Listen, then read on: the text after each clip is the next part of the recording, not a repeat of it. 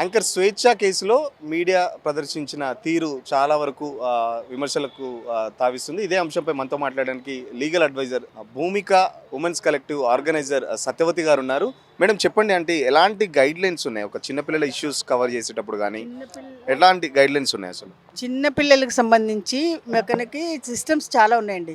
CWC అని ఉంది, child welfare committee. ఈ పిల్లల విషయాలన్నీ వాళ్ళు చూసుకుంటారు. ఇప్పుడు ఈ పాప ఎవరితో వీళ్ళతో మాట్లాడుతున్నారో ఆ పాపని సిడబ్ల్యూసి వాళ్ళు అసలు మామూలుగా వాళ్ళ రక్షణలోకి వెళ్తుంది.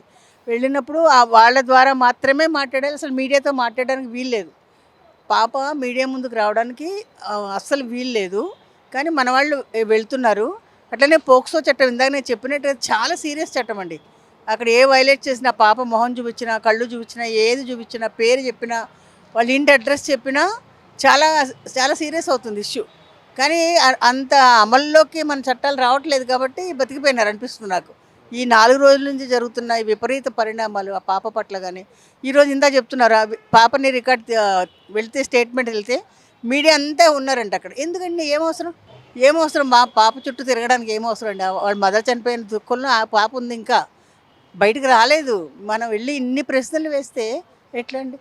అది చట్ట వ్యతిరేకం, అన్ని రకాల వ్యతిరేకం, పిల్లల రైట్స్కి వ్యతిరేకం, child rights violation and illegal, చట్టపరమైనటువంటి ఉల్లంఘనలు చాలా జరుగుతున్నాయి. అలా జరగొద్దు అనేదే నా రిక్వెస్ట్. అంటే ఇలాంటి ఘటన జరిగేటప్పుడు చిన్నపిల్లల బైట్స్ కానీ ఇంటర్వ్యూస్ కానీ తీసుకుంటేటప్పుడు ఎలాంటి గైడ్లైన్స్? అస్సలు తీసుకోకూడదు. చిన్నపిల్లలు మైనర్స్ విని అస్సలు ఎక్స్పోజ్ చేయకూడదు. పోలీసులు మామూలుగా పిల్లలు డ్రెస్తో పోలీసులు కనబడకూడదు, చట్టంలో ఉంది. కానీ మన వాళ్ళు పోలీస్ స్టేషన్కి తీసుకెళ్తారు పాపని. అంత వైలేషన్ జరుగుతుంది, అది జరగకూడదు. పిల్లల ముందు మైకులు పెట్టకూడదు, పిల్లల్ని మాట్లాడించకూడదు. వాళ్ళ పక్కన వాళ్ళ అమ్మ నాన్న ఉన్నా ఎవరున్నా కానీ అది తప్పు. ఏం పిల్లలకి ఏం తెలుస్తుందండి? ఇప్పుడు ఈ పాప ఎంత దుఃఖంలో ఉందండి, ఏం మాట్లాడుతుంది? ఆమెకి ఏమో ఓరియంటేషన్ ఉంటుందా? దానివల్ల మన్నాడు సెన్సేషన్ వేసాడు, ఇలా చెప్పింది అలా చెప్పింది. ఇవి చెప్పింది కాబట్టి పోక్సో పెట్టారు. ఎక్కడ పెట్టారు పోక్సో? పెట్టలేదు కదా. అబద్ధం కదండి. ఇలాంటి అభూత కల్పనలు చేయడానికి అవకాశం ఉంటుంది, అది చేయొద్దు అంటున్నాను నేను. అంటే ఇలాంటి ఘటనలతో భవిష్యత్తులో ఆ పిల్లలకు వచ్చే ప్రమాదం ఎలా ఉంటుంది? పాప రేపు స్కూల్లో ఎట్లా ఫేస్ చేస్తుందండి? అందరు అడుగుతారు కదా.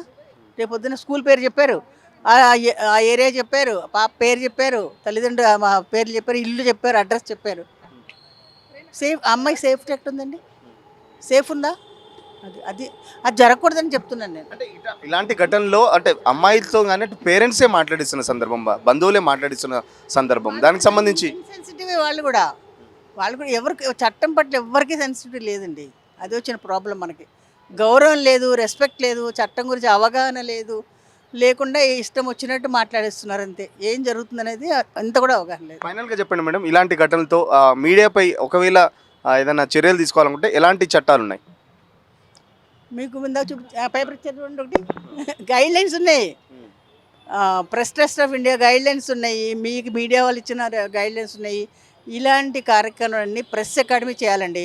ప్రతి రాష్ట్రంలోనూ ప్రెస్ అకాడమీ ఉంటుంది. జర్నలిస్టులకు ట్రైనింగ్లు ఇవ్వడం కానీ, వచ్చిన కొత్త చట్టాల పట్ల అవగాహన కల్పించడం కానీ, ఇవన్నీ కూడా వాళ్ళు చేయాలి. ప్రెస్ అకాడమీ చేస్తున్నారా? చిన్న చిన్న బుక్లెట్ చేసి, ఆ బుక్లెట్ ఇప్పుడు నేను మీకు చదివినిపించాను, అది పోస్టర్. ఆ పోస్టర్ కాబట్టి మీకు పంపిస్తాను నేను. మేమెందుకు చేస్తున్నాం పబ్లిక్ నుంచి చెప్పండి? అది ప్రెస్లో రూరల్లో చాలామంది ఉన్నారు, వాళ్ళకి ఏం అవగాహన ఉండదు. కాబట్టి ఈ అవగాహన కల్పించాల్సిన బాధ్యత కూడా ప్రెస్ అకాడమీది, అందరు మీడియా యాజమాన్యాలది కూడా. ఆ ఇద్దరు బాధ్యులు ఇప్పుడు జరిగింది దాంట్లో. ఖచ్చితంగా ఏదైతే యాంకర్ స్వేచ్ఛ ఘటనలకు సంబంధించి మీడియా చాలా అత్యుత్సాహం ప్రదర్శించింది. చిన్నపిల్లల ఇంటర్వ్యూలు అసలు ఎట్టి పరిస్థితుల్లో తీసుకోవద్దు, దానికి సంబంధించి చాలా వరకు గైడ్ లైన్స్ ఉన్నాయి. బట్ ఆ మీడియా ఎవరు కూడా దాన్ని ఫాలో చేయట్లేదు. ఖచ్చితంగా ఒకవేళ మీడియాకు ఇదంతా తెలియకనే ఇప్పుడొచ్చే జర్నలిస్టులు చాలామంది కనీస విద్యార్హత లేకుండానే జర్నలిజంలోకి అడుగు పెడుతున్నారు. సో ఖచ్చితంగా వాళ్ళందరికీ ప్రెస్ అకాడమీ ద్వారా ఖచ్చితంగా శిక్షణ తరగతులు ఏర్పాటు చేయాలి. ఏదైతే చట్టాల పట్ల ఫస్ట్ మీడియా కూడా అవగాహన ఉండాలి.